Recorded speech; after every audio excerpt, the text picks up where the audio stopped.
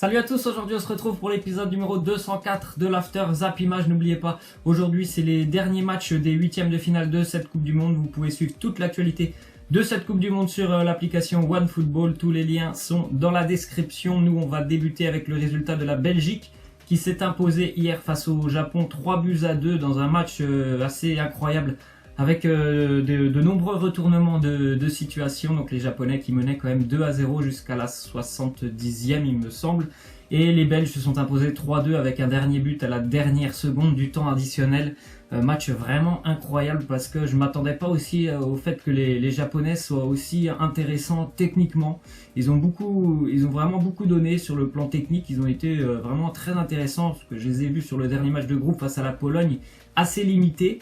Et puis ils avaient eu quand même de la chance face à la Colombie d'évoluer à 10 contre 11. Face au Sénégal, ils reviennent 2 fois au score. Mais hier, franchement, techniquement, je les ai trouvés très très intéressants. Notamment Inouï devant, il était très très bon, le jeune Inouï. Et franchement, très bon match des Japonais. Et aussi grosse réaction d'orgueil des Belges. Ils ont quand même globalement vraiment maîtrisé la première période. Même si les Japonais aussi ont essayé de jouer. Mais ils ont quand même globalement maîtrisé. Ils auraient pu mener à la fin de la première période. Ils ne sont pas récompensés. Mais ils ont très très bien répondu en deuxième période. Après avoir été menés 2-0, ils ont été trouver des ressources assez incroyables. Les Belges donc pour s'imposer 3-2, ils affronteront le Brésil vendredi. Déclaration de Nasser Chadli, il nous dit: je pense bien que c'est peut-être la meilleure demi-heure de ma carrière et à un tel moment c'est merveilleux. Toute ma famille me regardait, tout le pays, c'était beau. Je suis fier de cette équipe, il a beaucoup apporté. Nasser Chadli, d'ailleurs je crois que c'est lui qui marque le 3e but pour les Belges, qui les envoie en quart de finale. Il a vraiment donné de sa personne sur son côté aussi dans cette dernière demi-heure. Les Belges, ils s'en sont remis vraiment, on va dire, un jeu beaucoup plus physique. Ils marquent quand même 2 fois sur tête, sur une contre-attaque aussi. Voilà, ils ont essayé un petit peu de varier leur jeu parce qu'ils ont vu qu'en première période ils avaient du mal quand même à trouver des occasions. Ils se sont souvent heurtés à la défense japonaise, même s'ils trouvaient régulièrement de bonnes situations. Hazard ou Lukaku, souvent il y avait un défenseur japonais qui revenait au dernier moment. On voit que c'est la dernière équipe à avoir gagné un match à élimination directe de Coupe du Monde après avoir été mené 2-0. C'est l'Allemagne en 1970. Donc quand même c'est vraiment pas anodin ce qu'ont fait les Belges hier, de trouver toutes ces ressources pour aller renverser cette situation. C'est quand même assez intéressant pour la suite. Après vendredi ce sera pas le même match non plus quand même. Il y aura le Brésil en face et je pense que ça peut être compliqué si les Belges continue avec ce système du 3-4-3. Alors je sais bien que ça fait plus d'un an qu'ils jouent en 3-4-3, mais franchement déjà hier on a vu quelques difficultés. Donc s'ils jouent encore une fois avec ce 3-4-3 face au Brésil, je pense que ça peut être quand même compliqué pour la Belgique.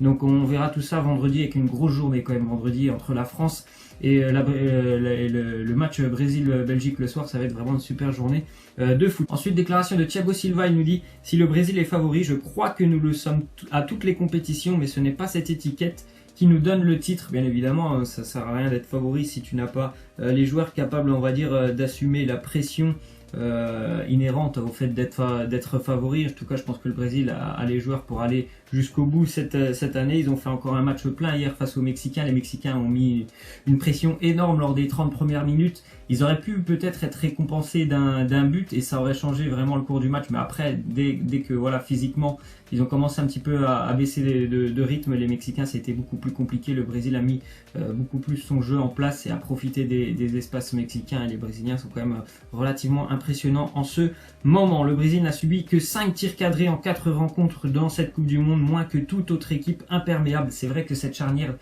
centrale de la défense est vraiment assez solide, hein. Franchement, entre Thiago Silva et João Miranda, il y a vraiment du poids défensif. Et là j'ai l'impression de retrouver un Thiago Silva qui, on dirait, il a 25 ans Thiago Silva en ce moment. Je le trouve vraiment monstrueux. Donc tant mieux pour les Brésiliens, ils ont une défense très solide offensivement, ça marche plutôt bien aussi quand même. Donc moi je trouve qu'elle est vraiment complète en ce moment cette équipe sélection brésilienne. Ensuite on voit la déclaration du sélectionneur du Mexique, Juan Carlos Osorio. Il nous dit: une honte un clown. Il parle, en fait, tous ces mots, c'est à l'égard de Neymar et de l'attitude de Neymar hier face aux Mexicains. Vous pouvez voir hein, cette déclaration en un petit peu plus long. Il dit tout simplement que c'est une honte de perdre autant de temps pour ce style de joueur. Il a arrêté le jeu tout le temps, Neymar. Moi, franchement, je pense on peut avoir des reproches sur Neymar sur les matchs de groupe où il s'est beaucoup roulé par terre. Il en a beaucoup rajouté dans ses fautes. Mais hier, face au Mexique, franchement, j'ai pas trouvé un Neymar qui en rajoutait énormément. Après voilà, cette faute en dehors du terrain où on lui marche le pied et après il se relève, c'en est presque drôle le fait qu'il se relève et qu'il va courir directement. Mais non, sur le match, franchement, j'ai pas trouvé qu'il en rajoutait énormément. J'ai même trouvé que franchement, il est resté très calme face aux Mexicains qui essayaient de le faire sortir un petit peu de son match avec de nombreuses fautes. Et en plus de ça, après, ils essayaient de lui parler, les Mexicains, pour que Neymar réponde. Mais tout simplement, moi je l'ai vu, il a baissé la tête souvent et il restait concentré dans son match. Donc hier, franchement, je pense qu'on peut pas trop reprocher des choses à Neymar. Bien sûr, les Mexicains, ils doivent être très, très énervés parce qu'ils sont éliminés. Mais hier, sincèrement, j'ai vraiment plutôt aimé l'attitude de Neymar qui n'a pas répondu sur le terrain aux nombreuses provocations des Mexicains. Ensuite, on voit qu'au total, David De Gea n'aura réalisé qu'un seul arrêt lors de cette Coupe du Monde. Fiasco quand même pour l'Espagne, cette Coupe du Monde. Et fiasco aussi sur le plan personnel pour David De Gea, lui qui est quand même monstrueux avec Manchester United. Il a été vraiment plus que décevant avec la sélection espagnole. Bon, après, peut-être qu'il peut pas tout arrêter, hein, mais bon, quand même, sur tous les tirs qu'il a eu à faire face, il va tous les chercher au fond, sauf un. Et en plus de ça, il fait une boulette énorme face au Portugal. Donc franchement, je pense que sur le plan personnel, c'est une grosse déception pour lui. Et puis même pour moi, je m'attendais pas, parce que lui, franchement, je m'attendais pas à ce qu'il soit aussi on va dire, mauvais avec la sélection. C'est un gardien qui, pour moi, depuis de nombreuses années, est excellent. Et là, je m'attendais pas à ce qu'il soit aussi peu décisif, on va dire. Ensuite, on voit que Daniel Subasic est seulement le deuxième gardien de but à arrêter 3 tirs au but lors d'une même séance de tirs au but dans une rencontre de la Coupe du Monde. Après Ricardo, le gardien portugais, en 2006, c'est vrai qu'il a sorti des arrêts monstrueux, Subasic, lors de cette séance de tirs au but face aux Danois. On pouvait penser que Schmeichel avait un avantage en ayant sorti le penalty de Modric lors de la prolongation, et Schmeichel il a été très très bon aussi lors de cette séance. Mais Subasic c'est un très très bon gardien, on le connaît tous, hein. Il évolue en Ligue 1, il évolue à Monaco et c'est un très très bon gardien aussi dans les pénaltys, il nous l'a encore montré et je pense que ça fait énormément de bien aux Croates cette qualification sur le plan mental, eux qui n'avaient plus gagné un match à élimination directe depuis la Coupe du Monde 98. Je pense vraiment que ça peut les libérer.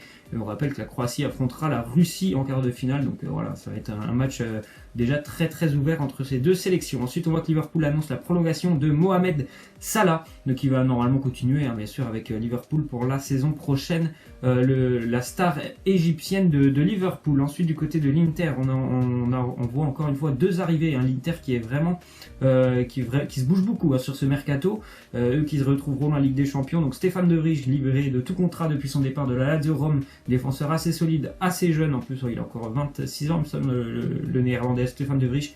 Il s'engage avec l'Inter, c'est un défenseur central assez solide, il est capable aussi de marquer, il a marqué je crois 5 ou 6 buts cette saison avec la Lazio, donc nouvelle arrivée pour l'Inter, et ainsi que le joueur de la Juventus, libre aussi de tout contrat, donc tous les deux transferts sont gratuits pour les Interes.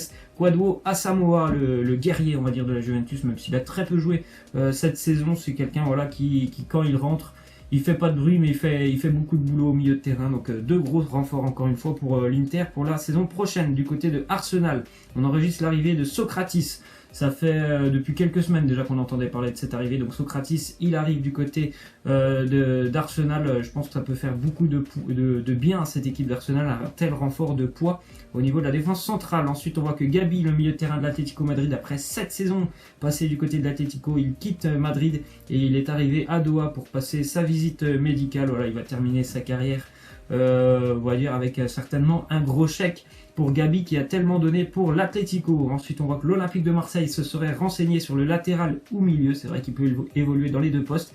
Avec l'Uruguay, il évolue sur le côté en tant que latéral, mais au Genoa, il évolue souvent en milieu de terrain du côté gauche. Diego Laxalt, un guerrier encore une fois sur le terrain. Je pense que vous allez le voir face à la France. Un très très bon joueur et qui a un très très bon état d'esprit, ce qui peut permettre vraiment, enfin, il peut vraiment être très apprécié s'il vient à Marseille, parce que voilà, il donne tout sur le terrain et les supporters marseillais, ils aiment beaucoup ce style de joueur. Ensuite, du côté de Lyon, on voit que Houssem Aouar va prolonger son contrat jusqu'en 2023 avec l'Olympique Lyonnais, donc la pépite lyonnaise qui va rester à Lyon. C'est tant mieux pour Lyon parce que là, c'est vraiment un futur très très grand espoir, même s'il a déjà beaucoup prouvé cette saison. Je pense qu'il peut certainement encore progresser et c'est très bien pour Lyon parce que franchement, il a l'opportunité de jouer la coupe d'Europe. Il est dans un groupe assez jeune. Ça va certainement devenir l'un des meneurs de cette équipe, donc tant mieux pour Lyon et pour lui. Ensuite, déclaration de Patrick Vieira, le nouvel entraîneur de Nice. Mario Balotelli n'était pas présent lors de la reprise de l'entraînement de Nice, il nous dit. Donc, ce qui est sûr, c'est qu'il n'était pas là et que ce n'était pas prévu. Mario était attendu aujourd'hui à la reprise, il n'a peut-être plus de batterie. Est-ce qu'il a plus de batterie? Je ne sais pas, parce qu'il a quand même pris de longues vacances, Mario Balotelli. Ou est-ce qu'il a tout simplement envie de quitter le GC Nice? On verra tout ça dans les prochains jours. Ensuite, du côté de Guingamp, Nolan Roux qui a signé depuis une semaine maintenant avec l'en avant de Guingamp. Il portera le numéro 26. Très bon renfort pour les Guingampais qui certainement vont encore lutter pour le maintien l'année prochaine. Ils réalisent souvent de gros coups les Guingampais sur le front de l'attaque. Je me souviens par exemple d'un Jimmy Briand. Enfin, ils ont souvent des attaquants d'expérience Guingamp, donc Nolan Roux qui a marqué beaucoup avec Metz cette saison. C'est un très bon renfort pour eux. Du côté de Lille, on voit l'arrivée aussi de Jonathan Bamba, le jeune milieu de terrain de l'AS Saint-Etienne qui signe avec le LOSC, donc encore un jeune joueur, mais il a quand même eu il a fait une très très bonne saison avec Saint-Etienne cette saison, Jonathan Bamba. Et on va terminer donc avec la question de fin, le prono de Suède-Suisse, c'est à 16h cet après-midi. Donc moi j'aimerais que la Suisse se qualifie parce que voilà, c'est quand même nos voisins et j'aime bien, j'apprécie vraiment ce pays, mais je pense que la Suède est capable de se qualifier. Je vais partir sur un match nul et victoire de la Suède, que ce soit en prolongation ou au tir au but, mais pour moi match nul. Et malheureusement, je pense que la Suède est capable de se qualifier, même si j'aimerais bien que ça soit la Suisse. Laissez-moi en commentaire vos pronos pour ce match. Moi, je vous laisse et je vous dis à demain. Ciao!